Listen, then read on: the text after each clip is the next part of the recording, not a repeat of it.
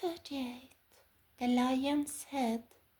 With the exception of the planet Venus, the star of Ishtar, no other image was so prominently associated with the goddess as was the lion.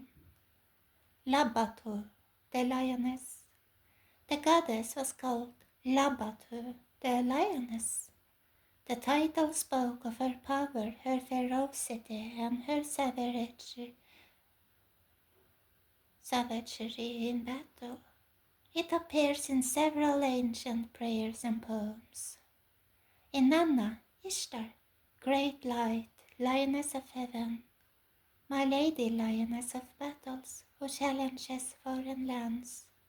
In heaven and on earth you roar like a lion and devastate the people. Like a fearsome lion you pacify the insubordinate and unsubmissive with your gall. Unharnessed lions, she cuts to pieces him who shows no respect. She who rides the lion. No other animal was so associated with the goddess. None other so graphically embodied her. It was the symbol of her divinity. It was the lion that carried her into the battle. She is described as riding a chariot driven by 7 lions, and in carved reliefs she stands on the back of a lion or lions as she rides into war. Her power was so great that even the king of beasts yielded to her will and obeyed her commands. Thus the lion was her chosen platform from which she would wage war and inflict vengeance. The lion's head. But there was one part of the animal that most strongly displayed her power and dominance, the lion's head. The goddess is depicted in carved reliefs and holding reins by which she turns the lion's head and directs the course of her entrance. In other reliefs she places her foot on top of the lion's head. It was a sign of total dominance and uncontested power. Ishtar was the goddess who stood on the lion's head. Then there was the tactical dimension.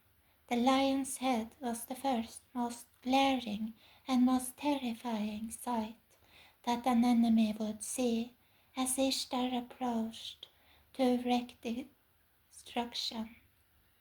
The lion's head became, in and of itself, a symbol of her power.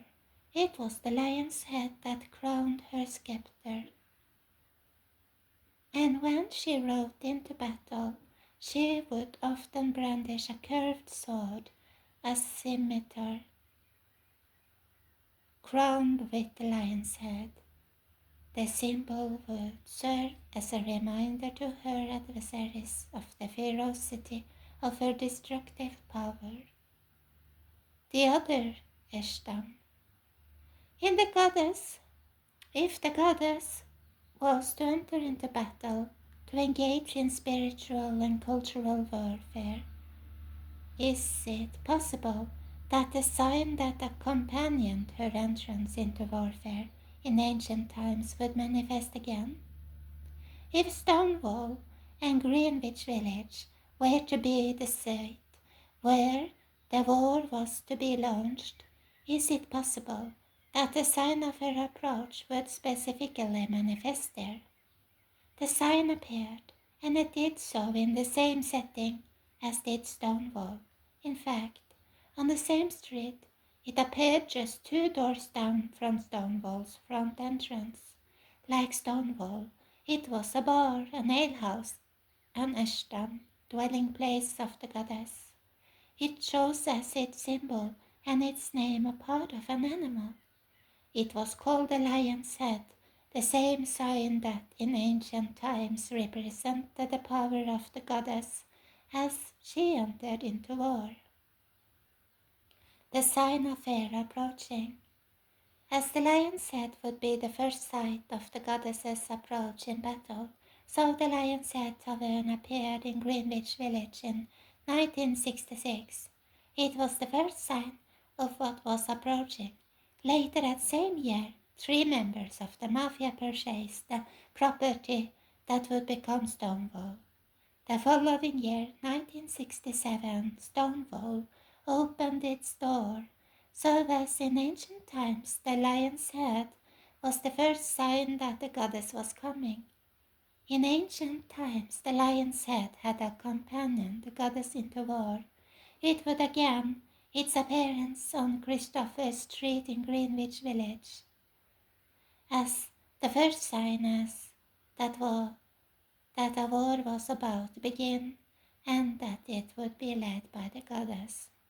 Standing on the lion's head, after the Stonewall Uprising, one of the leading organizations of gay advocacy set up offices in Greenwich Village. Its headquarters were now located directly above the lion's head. It would now wage the goddess's war just as the goddess had waged her wars in ancient times, stationed on top of the symbol of her power, the lion's head. To the goddess was the power to seize and possess human vessels. If she was the principality behind the uprising at Stonewall, if she was inciting it, then is it possible that on the night of the uprising she exercised the power to seize and possess? Is it possible that those who played a key part in igniting the explosion were acting as her avatars? And is it possible that one of them even appeared in her image?